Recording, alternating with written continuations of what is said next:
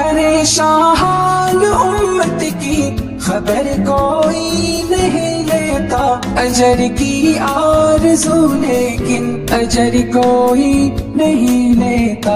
السلام علیکم ورحمۃ اللہ وبرکاتہ۔ دوستو، امید ہے کہ آپ تمام حضرات خیر و عافیت کے ساتھ ہوں گے۔ تو دوستو، آج پھر سے ایک ویڈیو لے کر آیا ہوں۔ اس ویڈیو کے اندر بہت ساری بات آپ کو سیکھنے کو ملے گی۔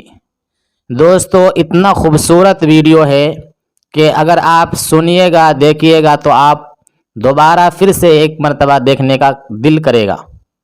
تو آئیے دوستو، اس ویڈیو کو ہم اور آپ مل کر سنتے ہیں کہ اس ویڈیو کے اندر کیا فرما رہے ہیں۔ تو آئیے شروع کرتے ہیں۔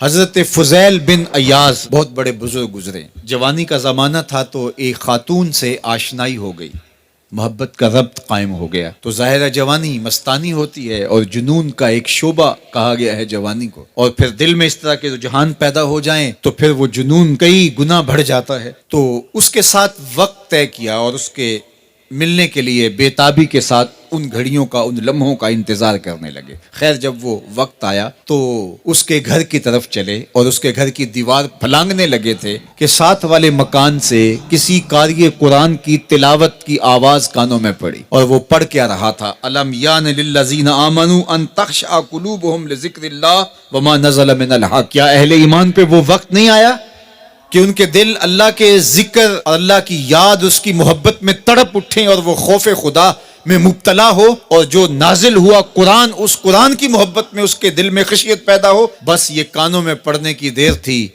کہ دوبارہ گلی میں چھلانگ لگائی اور کہا میرے اوپر وہ وقت آ گیا ہے، اور جنگلوں کو روتے ہوئے نکلے، اور حضرت فضیل بن عیاض پھر ولیوں کے امام قرار پائے۔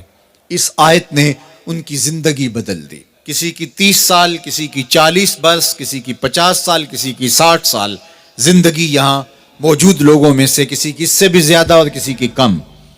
اس آیت کریمہ کو ذرا اپنے اوپر وارد کریں تو اللہ ہمیں نصیب کر دے کہ ہمارے دل تیرے خوف سے کانپ اٹھے اور تیری خشیت سے ہمارے دل لرز اٹھیں، اور قرآن کے ساتھ ہمارا ربط مضبوط اور مستحکم ہو جائے، اور ہم یہ اقرار کرتے ہوئے تیرے حضور حاضر ہو جائیں، مالک وہ وقت آ گیا ہے کہ ہمارے دل تیری یاد سے، تیری محبت سے، تیرے پیار سے مالا مال ہو گئے، اور اپنی باقی زندگی ہم تیرے پیار میں، تیری محبت میں اور تیری یاد میں بسر کریں گے۔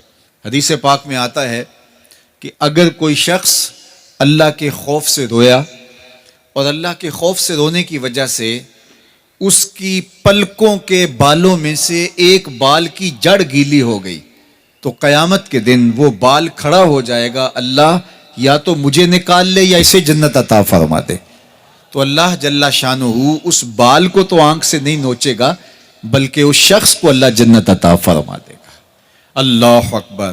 گناہگار کی آنکھ کا پانی اللہ کے غصے کی آگ کو ٹھنڈا کر دیتا ہے، اس لیے ہمیں رونے کا کہا گیا، فَلْيَضْحَكُوا قَلِيلًا وَلْيَبْكُوا كَثِيرًا۔ اللہ اکبر! ارشاد فرمایا کہ تھوڑا ہنسا کرو، زیادہ رویا کرو۔ صحابہ کو ہنستے ہوئے دیکھا تو آقا کریم علیہ السلام نے فرمایا کہ تمہارے تک اللہ کی امان نہیں پہنچی اور تم ہنس رہے ہو۔ عرض کی حضور اس کا کفارہ؟ تو فرمایا اس کا کفارہ یہ ہے کہ جتنا ہنسے ہو اتنا ہی تمہیں رونا پڑے گا۔ میں اور آپ ذرا اپنی زندگی پر غور و تدبر کریں، ہماری زندگی میں ہنسنا زیادہ ہے یا رونا زیادہ ہے؟ سویر سے لے کر شام تک کہے زیادہ ہیں، ٹھٹھے زیادہ ہیں، مذاق زیادہ ہیں، لطیفے زیادہ ہیں، یا عبرتیں زیادہ ہیں؟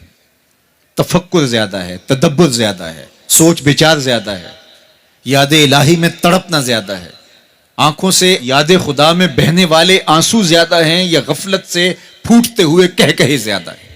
مجھے اور آپ کو اپنی زندگی کا ضرور محاسبہ کرنا چاہیے۔ ٹھٹھوں سے، مذاق سے ہماری مجلسیں بھرپور ہوتی ہیں۔ ہم دن میں جتنا ہنستے ہیں، کیا اس کا 10واں حصہ بھی ہم تنہائی میں بیٹھ کے اللہ کی یاد میں روتے ہیں؟